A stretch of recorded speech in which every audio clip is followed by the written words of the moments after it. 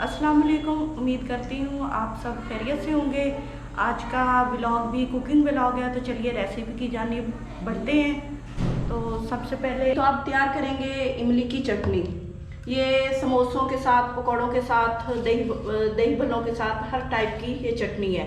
तो उसके लिए मैंने ये इमली और आलू बुखारा लिया है। तो अब मैं इसके अंदर पानी शामिल कर देती हूँ, तकरीबन 1 कप।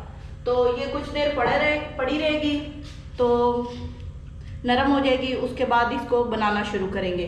तो इसको रख देते हैं और तकरीबन 10-20 मिनट के बाद ये सोक कर लेगी पानी को। तो उसके बाद इसका कुकिंग प्रोसेस शुरू हो जाएगा। तो अब इमली की चटनी बनाना शुरू करते हैं। मैंने उसके लिए इमली भिगो के रखी थी, अब ये नरम हो गई है। मैं इसका सारा पल्प निकाल लेती हूँ। तो फ्राई पैन में इसको हम डालेंगे। ये पल्प मैंने निकाल दिया था, ये इसका पानी है।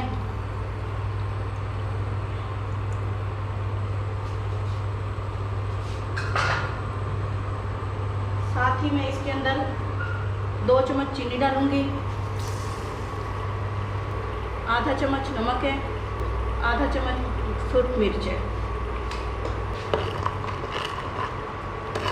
इसको मिक्स कर लेंगे।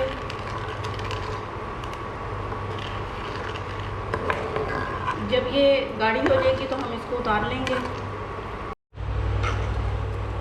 ये चटनी रेडी है, आपने इसे ज़्यादा गाढ़ा नहीं करना।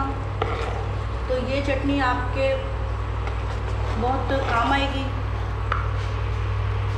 अब लास्ट में इसमें मैं 1 चम्मच भुना हुआ ज़ीरा डालूंगी। आपने ज़ीरे को पहले भून लेना है, तब इसके अंदर ऐड करना है। तो ये बन गई है, बाउल में डाल देती हूँ।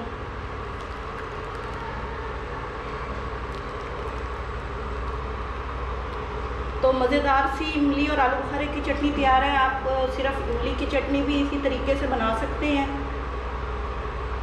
और ये रेडी हो गई है। तो आप इसे किसी भी चीज़ के साथ, पकौड़े हैं, समोसे हैं या फिर कचौरियाँ हैं, किसी भी चीज़ के साथ खा सकती हैं। इसके साथ ही मुझे इजाज़त दीजिए। अल्लाह हाफ़िज़।